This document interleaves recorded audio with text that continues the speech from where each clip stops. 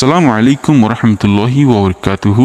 RRT টিভির পক্ষ থেকে আমি আপনাদের সাথে আছি করিম। আজকের এই ভিডিওতে আমরা আলোচনা করব একটা ভীষণ ইম্পর্টেন্ট টপিক নিয়ে, রোহিঙ্গাদের ইতিহাস।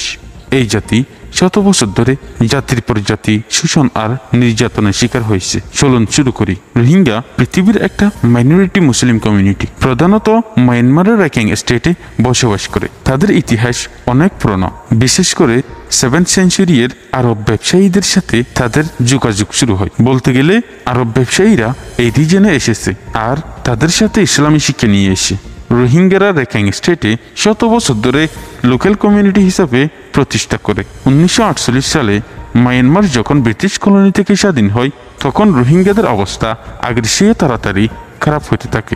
1962 সালে মিলিটারি কুপের পর রোহিঙ্গাদের অবস্থা আরও নরক হয়ে ওঠে।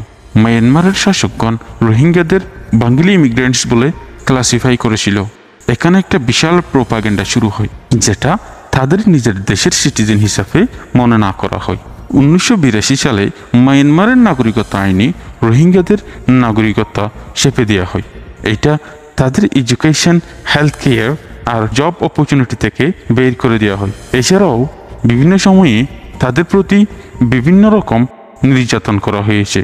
2017 সালে আরও একবার একটা পর্ব শুরু হয়, যখন মায়ানমারের মিলিটারি রোহিঙ্গা কমিউনিটির উপর সহস্র অপারেশন শুরু করে লোকজন হত্যা, মহিলাদের অপমান করা আর গ্রাম পুড়িয়ে দেওয়া হয়। এরকম নরক অবস্থার কারণে 7 লাখের বেশি রোহিঙ্গা শরণার্থী হিসাবে বাংলাদেশে এসে বাংলাদেশ সবচেয়ে বেশি শরণার্থী শেল্টার দিতে এগিয়ে এসে টেকনাফ আর উকিয়ার ক্যাম্পগুলিতে তারা থাকছে, কিন্তু সেখানেও তাদের জীবনের অনেক অসুবিধা হয়।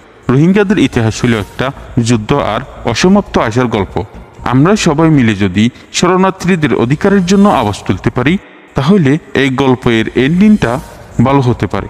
এই ছোট্ট ইনিশিয়েটিভের মাধ্যমে যদি আপনারা এই গল্প অন্যর কাছে পৌঁছে দিতে পারেন, তাহলে একটা পজিটিভ সেটআপ হবে।